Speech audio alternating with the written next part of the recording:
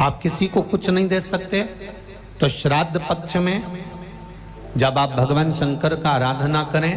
तो 27 मनके की माला से अगर आप भगवान शिव का नाम जप कर रहे हैं, 27 मनके की माला से आप भगवान का भजन कर रहे हैं, 27 बार आप मुख से भगवान का नाम ले रहे हैं, 27 बार आप भगवान का स्मरण कर रहे हैं, तो ये श्राद्ध पक्ष में आपने तर्पण करा ना करा, पिंड करा ना करा, गया गए ना गए, आपने कुछ दिया ना दिया, आपने कुछ प्रदान करा ना करा, पर 27 बार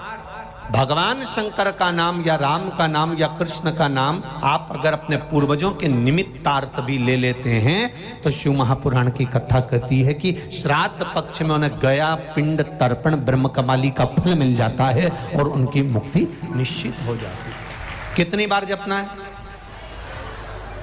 केवल 27, केवल 27, उससे ज्यादा कुछ। और यदि 27 बार आप भगवान का नाम नहीं भी जप सकते और आपको लग रहा है कि पितृ दोष के 4 लक्षण आपके पास में, पितृदोष के 4 लक्षण बड़े होते हैं। पहला, घर में एक ना एक बीमार पड़ा रहता है, एक ठीक होगा एक बीमार होगा, एक ठीक होगा एक बीमार होगा, ये पितृदोष का लक्षण। दूसरा, 1 रुपए कमाया 1.25 रुपए खर्च हो रहा है, कहीं ना कहीं पैसा आके रखाता है और 2-3 दिन में पैसा चले जाता है, साथ में रखा हुआ भी धन जा रहा है, पितृदोष का लक्षण है। तीसरा, घर में जितने सदस्य हैं आपस में किसी ना किसी बात के पीछे उनमें क्लेश बना रहता है, मन मुटाव बना रहता है, थोड़ी थोड़ी बात में कुछ ना कुछ क्लेश हो जाता है। 5वां, घर के बच्चे चिड़चिड़ प्रवृत्ति के होते जा रहे हैं, तो ये 4 लक्षण पितृदोष के बताए हैं। इन पितृदोष का निवारण आप गया जी चले जाएं, ब्रह्म कपाली करा लें या तर्पण दे दें या पिंड दे दें, उससे अधिक फल शिव महापुराण की कथा कहती है। आप शंकर भगवान के मंदिर में जब 1 लोटा जल लेकर जाते हैं, शिव जी को 1 लोटा जल जब समर्पित करते हैं, तो उस जल को धीरे धीरे 27 बार आप पंचाक्षर मंत्र, षडाक्षर मंत्र या श्री शिवाय नमस्तुभ्यम बोलकर अपने पूर्वजों का स्मरण कर कर, जो 16 दिन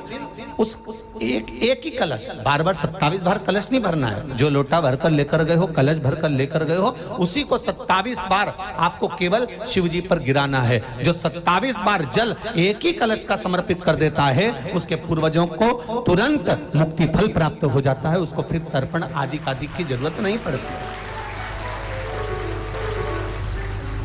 जल तो रोज चढ़ाते हो ना आप लोग, रोज जाते हो ना, सारी समस्या का हल 1 लोटा जल। आप अगर शिव जी के मंदिर रोज जा रहे हो, शंकर जी के मंदिर रोज जा रहे हो, प्रतिदिन जल चढ़ाने जा रहे हो, तो थोड़ा सा नियम चेंज करेंगे अपन। 16 दिन अगर हम शंकर भगवान को जल चढ़ा रहे हैं, आप कहेंगे गुरुजी अभी तो हमारे 2-3 दिन निकल गए, कोई बात नहीं, जब जागे तब सवेरा। कोई जरूरी है कि वो पीछे के 2-3 दिन निकल गए तो हम कैसे नहीं, आप कल से प्रारंभ कर दो कि शिव जी के मंदिर में जब जल चढ़ाने जाओ तो जल को 27 बार धीरे धीरे कर कर चढ़ाना प्रारंभ करिए। 16 श्राद्ध पूरे होंगे, नवरात्रि आएगी, दीपावली आएगी, और नवरात्रि से और दिवाली के बीच में आपको खुद ये फल प्राप्त हो जाएगा कि आपने 27 बार जो जल चढ़ाया है उसका फल मिला कि नहीं मिला, आपको मिला कि नहीं मिला, घर में शांति हुई कि नहीं हुई, घर में आनंद आया कि नहीं आया, संपदा बढ़ी कि नहीं बढ़ी, वैभव आया कि नहीं आया। केवल 16 दिन पूर्ण हुए, नवरात्रे और दिवाली के बीच का समय आप अंदाजा लगाकर बैठ जाए। पितृपक्ष में आप और हमको एक बल देती है। कहते हैं भगवान शंकर,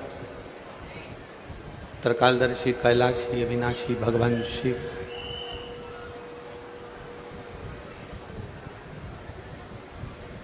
जितने भी संसार के लोग हैं, मानव शरीर में जन्म लेने वाला प्रत्येक मनुष्य जब भगवान देवाधिदेव महादेव को जल समर्पित करता है, भगवान शंकर को जब जल अर्पित करता है, समर्पित करता है, तो स्वयं जैसे ही हम भगवान शिव को मंदिर में जाकर, शिवालय में जाकर जल समर्पित करते हैं, वैसे ही हमारे जल समर्पित करते ही जल का एक अंश,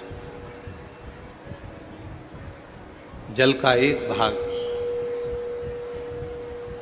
भगवान शिव हमारे पूर्वजों को दे देते हैं। और हमारे पूर्वजों को जैसे ही जल का भाग मिलता है तो वो तृप्त हो जाते हैं और पितृदोष से मुक्त हो जाते हैं। पितृदोष से मुक्त।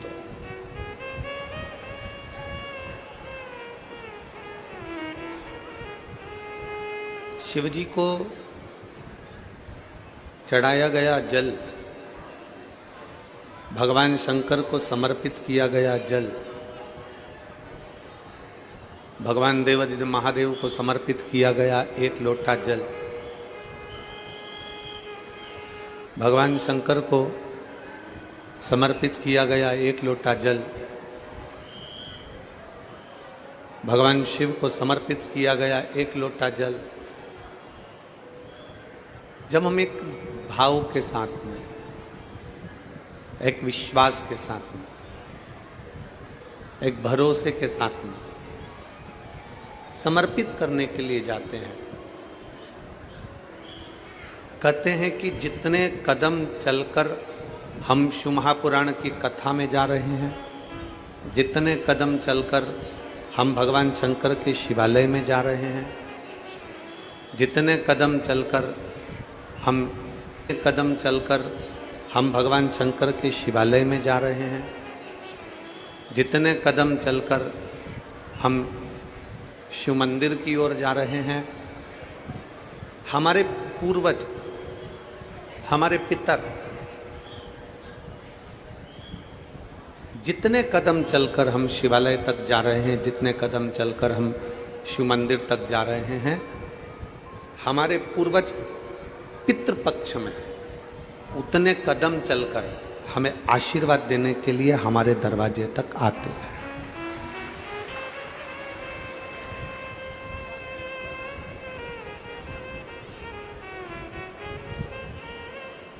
आप शंकर को रिझाने के लिए,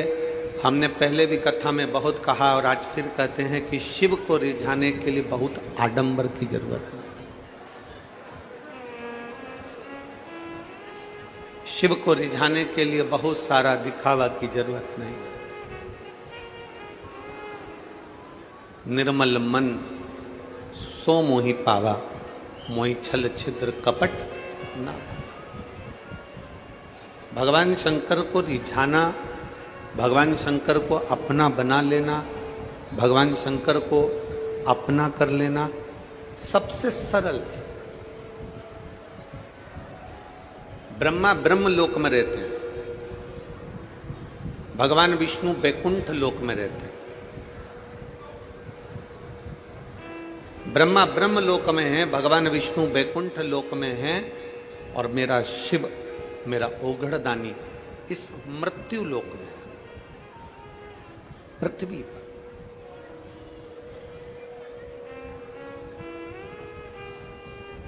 मेरे भोले बाबा मेरे साथ में इस पृथ्वी पर विराजमान है।